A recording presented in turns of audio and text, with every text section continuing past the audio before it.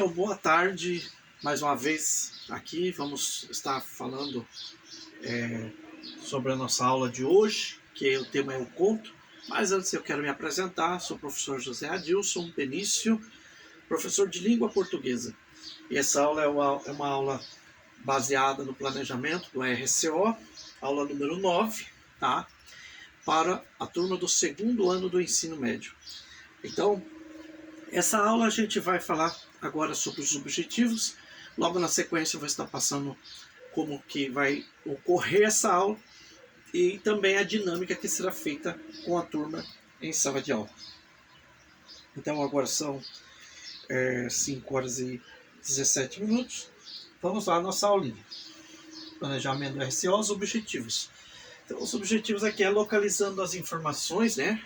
Tem por objetivo localizar informações explícitas em trechos de um conto, inferindo o sentido de uma palavra ou expressão, bem como uma informação implícita, identificar elementos que constroem a narrativa reconhecendo os tipos de discurso, tá? E isso a gente vai parar para refletir junto com o nosso aluno sobre o que é um conto, se ele consegue lembrar do que é um conto e quais são os elementos do conto. Toda vez que conta algo a alguém, é um conto. Então aqui vamos ler o trecho do conto. E esse trecho do conto é o conto de Machado de Assis, A Carteira. E a gente vai estar lendo. De repente, Honório olhou para o chão e viu uma carteira. Abaixar-se e apanhá-la e guardá-la foi obra de alguns instantes. Ninguém o viu, salvo um homem que estava à porta de uma loja e que, sem conhecer, lhe disse rindo: "Olhe, se não dá por ela, perdi-a de uma vez." "É verdade", concordou Honório, envergonhado. Para avaliar a oportunidade desta carteira, é preciso saber que Honório tem de pagar amanhã uma dívida de 400 e tantos mil réis, e a carteira trazia o bojo recheado. Continuando a leitura, a dívida não parece grande para um homem da posição de Honório, que advoga, mas todas as quantias são grandes ou pequenas segundo as circunstâncias, e as dele não podiam ser piores.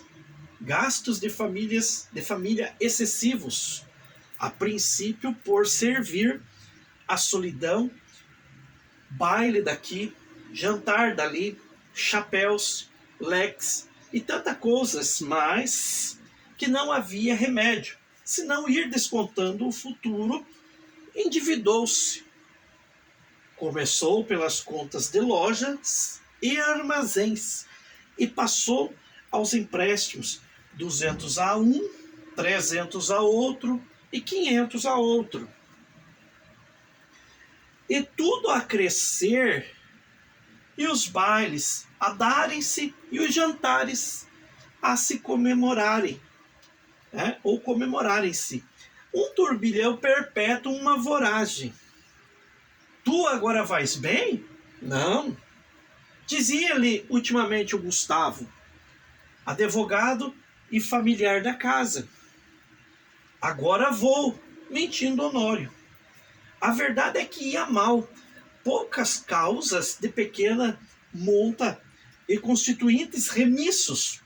Por desgraça, perdera ultimamente um processo em que fundara grandes esperanças. Um dia, a mulher foi achá-lo dando muitos beijos à filha, criança de 4 anos, e viu-lhe os olhos molhados e ficou espantada e perguntou-lhe o que era. "Nada, nada." Compreende-se que era o medo do futuro e o horror da miséria. Mas as esperanças voltavam com facilidade. A ideia de que os dias melhores tinham de vir dar-lhe conforto para a luta. a dívida urgente de hoje são uns malditos 400 e mil, tantos, né? R$ 1.000 de carros. Nunca demorou tanto a conta, nem cresceu tanto como agora. Mas disse-lhe hoje uma palavra azeda, com um gesto mau, e Honório quer pagar-lhe hoje mesmo. Eram 5 horas da tarde, tinha se lembrado de ir ao agiota, mas voltou sem ousar pedir nada. Ao enfiar pela rua das Assembleias, e que viu a carteira no chão, apanhou-a e meteu no bolso e foi andando. Então agora aqui a gente vai trazer ao nosso aluno as características básicas do conto, a qual vai ser perceptível ao aluno para que eles compreendam que tipo de linguagem está inserida no conto, neste conto, e qual é a análise dos personagens. E também aqui qual é o período que esse conto vai retratar. Então, dentro da característica de Machado de Assis, nós vamos encontrar uma linguagem irônica e crítica da realidade. Análise do caráter humano através de seus personagens, aspectos humanos revelados ao lado negativo, como a mentira, a traição conjugal, e dentre outros, bem ao gosto do período realista. Então, dentro dessas características do conto, a gente vai falar sobre o conto em si. O conto é uma estrutura de narrativas curtas, tá? Mais curta que o romance e mais densa que a crônica, que envolve apenas um conflito. Além disso, embora não seja uma regra, é comum que um conto ou conto apresente poucos personagens, espaço ou cenário limitado e recorte temporal reduzido. O que é clímax? Clímax é o momento de maior tensão do conto. Tá? É onde acontece as coisas mais fortes, os momentos mais fortes, tanto emocional como sensações, enfim, tanto positiva como negativa. E aqui a gente tem a primeira atividade. Nessa primeira atividade, os alunos vão estar já organizados em círculo e depois na sequência em grupos, tá? Será dividido a sala em 2 grupos para realizar a segunda atividade.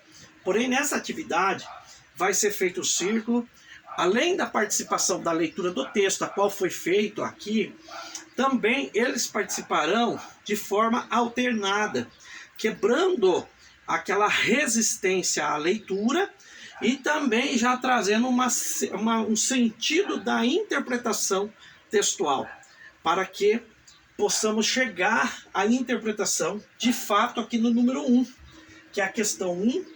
Observe que o conto A Carteira não apresenta a situação inicial de estabilidade. Inicia-se com uma complicação. Qual é o incidente que move o enredo do conto e por quê?